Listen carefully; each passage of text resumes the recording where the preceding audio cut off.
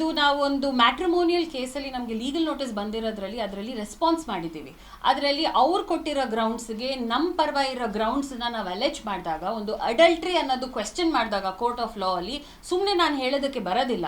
I have to validate, I have to establish. ಅದನ್ನು ಒಂದು matrimonial ಡಿಸ್ಪ್ಯೂಟಲ್ಲಿ when you are making adultery as a cruelty point, ಅದನ್ನು ನಾವು ಕೋರ್ಟಲ್ಲಿ ತೋರಿಸ್ಬೇಕು. ಸೊ ನಾವು ಸುಮ್ಮನೆ ಹಾಗೆ ಒಂದು ಯಾರ್ದೋ ಹೆಸರನ್ನ ನಾವು ರಿಪ್ಲೈ ನೋಟಿಸಲ್ಲಿ ಕಳಿಸೋದು ಆ ಥರ ಮಾಡೋದಕ್ಕೆ ಬರೋದಿಲ್ಲ, unless and until I have valid proof to establish that. And I would definitely ನಮ್ಮ ಕ್ಲೈಂಟ್ ಹೇಳೋದು ಅದೇನೇನೆ, this is not something new that nobody knows of. This is something that is been going on for some time. And ಮಾನಸಿಕ ಕಿರುಕುಳ ಅಂತ ಹೇಳೋದು ನೋಡಿದ್ರೆ, ಇವಾಗ ನಡೀತಾ ಇರೋದೆಲ್ಲ ನೋಡಿದ್ರೆ, ಒಂದು ಹೆಣ್ಣಿನ ಮೇಲೆ ಒಂದು ಕ್ಯಾರೆಕ್ಟರ್ ಅಸಾಸಿನ್ ಮಾಡೋ ಅಂಥದ್ದು ಒಂದು